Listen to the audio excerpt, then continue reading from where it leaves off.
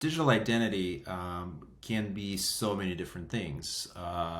It could be self-sovereign identity, it could be distributed identity, it could be a custodial digital identity. In fact, everything that we know today, passwords and logins and all that stuff, that is a form of digital identity. When we provide our login and password, we are identifying ourselves with our login information. We're providing the password to authenticate ourselves. And that means that the digital identity is owned by whichever service you're trying to log into. That, in a nutshell, is a digital identity. When you get down to, well, how do you make it transferable? How do you make it portable? How do you make it privacy preserving? That's when you start getting into all of these big terms. There's a lot of arguments about each one of those definitions: self-sovereign identity versus distributed identity versus centralized custodial identity. Those are all different flavors of digital identity. So I like how you phrased it, like, let's start with digital identity. Let's get folks to understand and appreciate what that actually means before they get to appreciate those other privacy preserving identity solutions.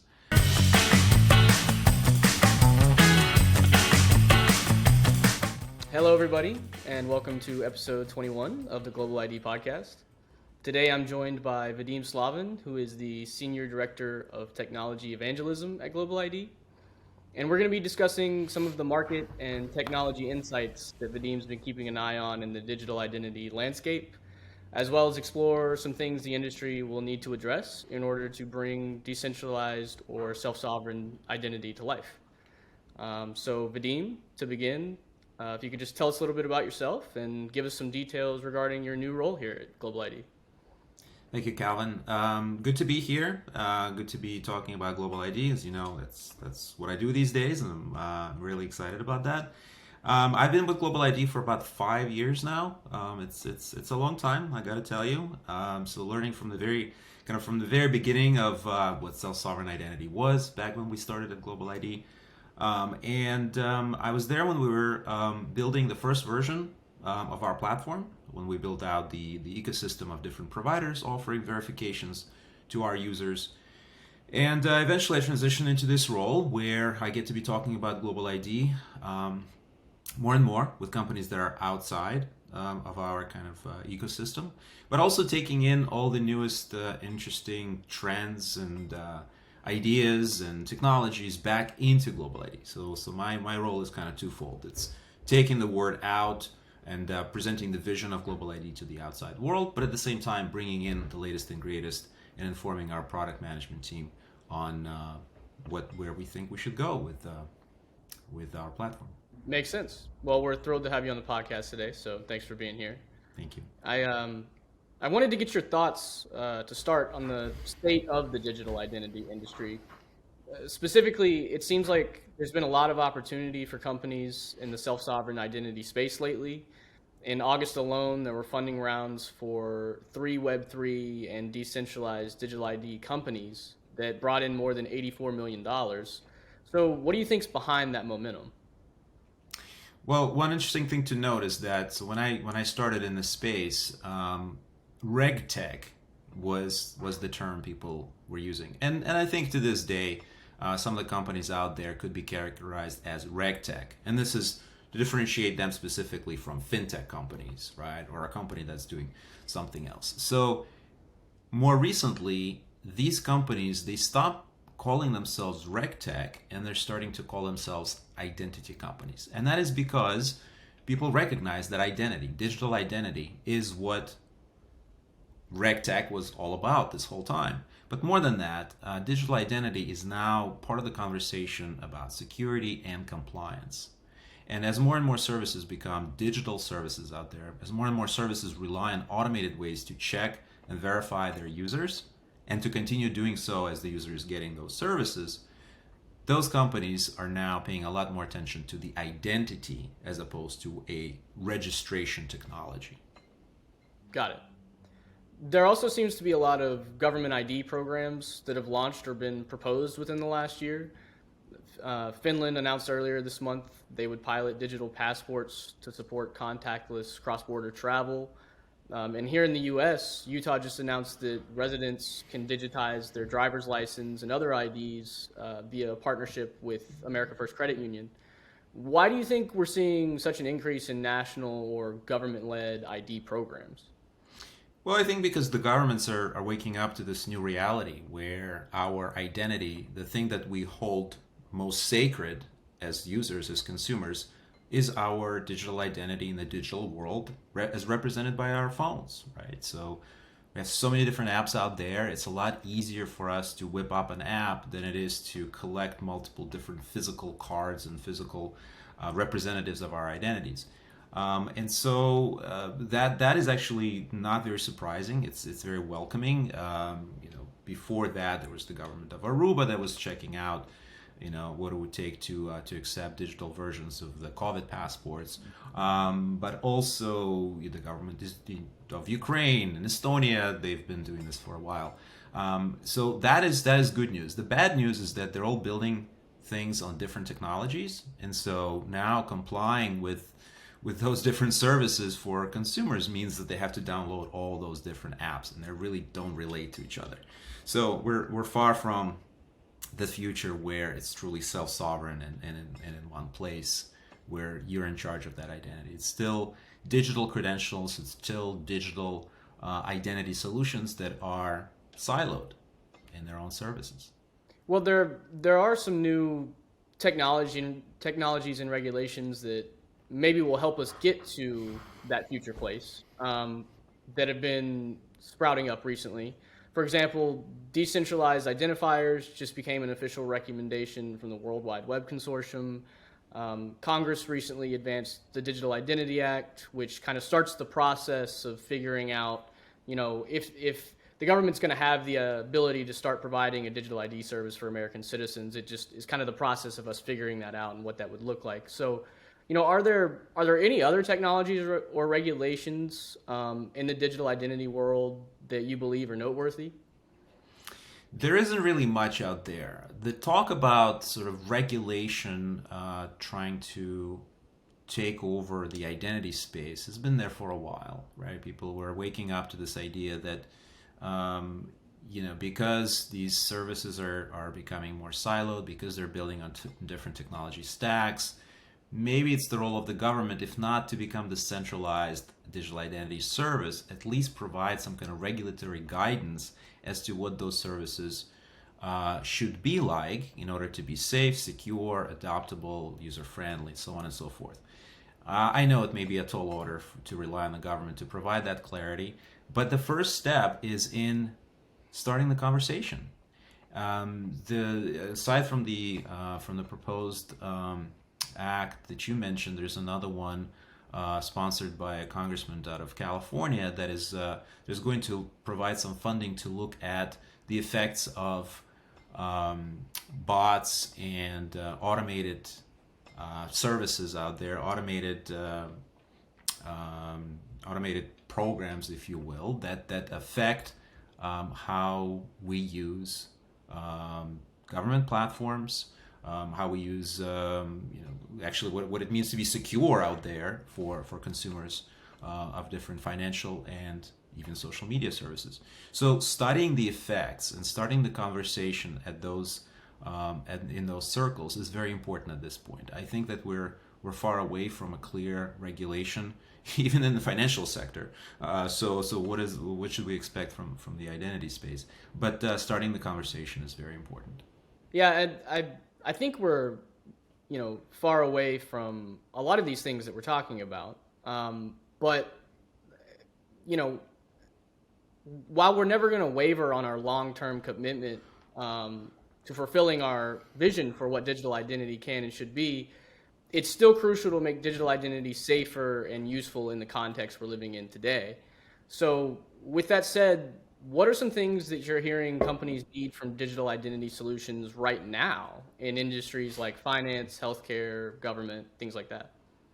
Well, there's a lot of different things people are working on. There's a lot of different things that people are kind of concerned with when it comes down to digital identity. And I'm talking about service providers out there that intend to rely on it.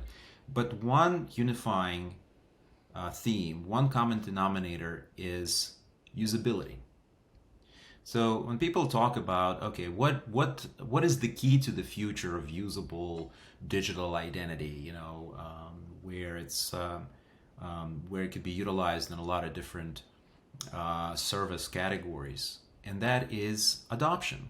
So if consumers don't like the service, they will be forced to use it, but they're not going to go above and beyond to really help make that technology become ubiquitous, which is what we need, which is what consumers and enterprises and the governments really need to rely on a safe digital identity.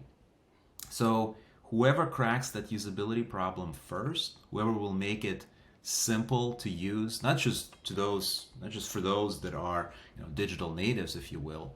If somebody can crack the 80% of the consumers today that are struggling to download and use all these different apps, that's when we're going to see the adoption of these technologies. But there's some good news to that. There's a better way to implement technologies that rely on passwords today, right? And make those services become a lot more user friendly. So there's a lot of folks that I know that are moving in that direction. At GlobaliD, of course, we'll also take usability and user friendliness at the very core. And I think that is even more important than utility. Obviously, there's no digital identity service without utility. Like if it's useless to people, why would anybody do that? But so that is the table stakes. That is the baseline, right? But what will make the difference in adoption of those useful services is going to be how user friendly they are and how convenient they are. Right. Yeah. I mean, it's got to be easy to use, useful, and convenient, or else we're just never going to see traction. Obviously it has to be safe, obviously it has to be secure, obviously it has to be reliable. Some say it has to be portable, maybe, but if it's not user friendly, there is no future. Makes sense. The line between real and online worlds is just going to continue to get murkier as things like Web3 and the metaverse come to life. But those concepts have raised many questions about identity. Can you describe how technologies like zero-knowledge proofs and NFTs might help address those issues, or any other digital identity solutions that you think will help Web3 applications moving forward? Yeah, you mentioned a lot of interesting terms out there that make sense to the identity practitioners, but not so much to the consumers. And you know what? I think that consumers shouldn't even know those terms because those are scary terms out there. What those technologies and what those algorithms are all about is they're about limiting the amount of information that we have to share about ourselves out there. The underlying notion, kind of the assumption, is that we want to prove certain things about ourselves. The services that we use, they want to prove certain things about their consumers, to help them gain appropriate access, to help them gain access to more risky services. But at the same time, you don't have to share as much information as we share today. The example that I like to use is, in order to prove that you're over 21, you don't necessarily have to share your whole driver's license. In fact, you don't even have to share your date of birth. This is where zero-knowledge proof, for example, comes in. But all of those algorithms or tech stacks, if you will, what they're all about is preserving the privacy of consumers as much as possible. So that is ultimately what it's about. And they're not at the forefront, like selective disclosures or knowledge proof. Those utilities of digital identity services are not at the forefront of services that you want to deploy first and foremost. They're not part of the MVP, minimum viable product of your digital identity service. Why? Because you can accomplish everything you need to accomplish by allowing the user to share as much information about themselves as possible, as long as those digital identity owners can prove certain important things about themselves. The next step, the next iteration in this evolution of digital identity services is going to be limiting the amount of information that consumers have to share about themselves to prove exactly the same thing. For example, the fact that you were born, before 2000. Well, you can share your date of birth, or you can share zero knowledge proof that that is indeed your date of birth. So it's all about preserving more and more of users' privacy. And the next kind of the corollary of that is, once you enable less information to travel across, you preserve a lot more of users' privacy, and you enable a lot more transparency in terms of where that information goes and who gets to see it and who gets to use it and sell it and resell it. I know it's a tall order. It's a pipe dream maybe to enable kind of the same transparency in identity services that we see in transparency of who gets to charge our credit card today. But at the same time, that could be a very wishful future for all digital identity providers. Yeah, no, it makes a lot of sense, especially what you said. Just less information traveling back and forth, the less likelihood that it ends up in the wrong hands, right? So, I mean, that's a pretty simple principle that I think everybody can get behind one way or another. One of the key challenges with discussing the future of digital identity is that the term itself just means so many things to different stakeholders. So much so that communicating and defining digital identity becomes a challenge kind of in its own right, even before trying to address technical and social concerns. In your opinion, what are some ways that companies and organizations within the industry can better characterize and explain what digital identity means, why it matters or why it should matter to people, and exactly what we're trying to accomplish? You're right. And digital identity can be so many different things. It could be self-sovereign identity, it could be distributed identity, it could be a custodial digital identity. In fact, everything that we know today, passwords and logins and all that stuff, that is a form of digital identity. When we provide our login and password, we are identifying ourselves with our login information. We're providing the password to authenticate ourselves. And that means that the digital identity is owned by whichever service you're trying to log into. That, in a nutshell, is a digital identity. When you get down to, how do you make it transferable? How do you make it portable? How do you make it privacy preserving? That's when you start getting into all of these big terms. There's a lot of arguments about each one of those definitions: self-sovereign identity versus distributed identity versus centralized custodial identity. Those are all different flavors of digital identity. So I like how you phrased it, like, let's start with digital identity. Let's get folks to understand and appreciate what that actually means before they get to appreciate those other privacy-preserving identity solutions. So what can companies do? First of all, they can help make it secure for their users to access those services. We're starting to see 2FAs, two-factor authentications, multi-factor authentications.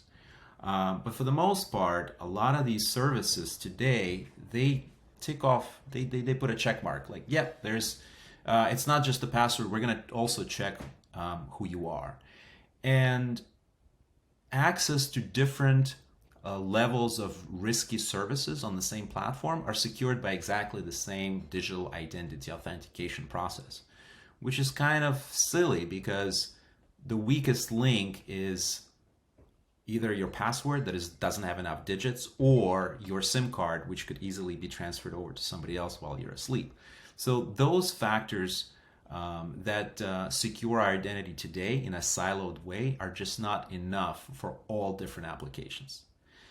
So the first thing the enterprise, I think, should do is explain it better, the reason why they're requiring all of these obstacles for the users that actually just want to, like, hey, it's really me, like, let me just get in. Like, why do I have to wait for that estimate? So enterprises need to understand that they're doing this to protect the users. I think the users will appreciate that message a lot more than hey, because we're more secure today, we're trying to make you do these things. No, consumer, this is for you. This is what could happen if you don't do this. And in fact, I hope that in the future, in the near future, enterprises will come up with different levels of different kind of progressively complicated levels to authenticate yourself so that it's the user's choice. Once they appreciate why they're supposed to do all these things and wait for an SMS and maybe an email or use a authenticator app. Once they appreciate why this is important, they will be a lot likelier to go through with these processes. I just had a conversation over the weekend with some folks, and some of these folks, they don't really appreciate the fact that your password has to be long enough. Well, after explaining to them what are the implications of keeping your password at 4 digits, they're like, "Oh, wait a minute. Yeah, no, I get it now. I'm gonna be better because there's a lot at stake." So once people appreciate that message, I think they're going to be a lot likelier to adopt some of these new security practices under this umbrella of better, more secure digital identity. Yeah, that makes total sense. I mean, um, I've had similar scenarios where once you explain it, then people quickly adjust. So I think ideally, like you're saying, if we can start to have that conversation now, then as the security measures themselves get more robust, people will just be more likely to adopt them rather than hesitating. So it's a great place to start. I I know you're looking forward to some of the things we have on the horizon at GlobaliD, like our digital ID wallet and the Bonify Credential Project, among some other things.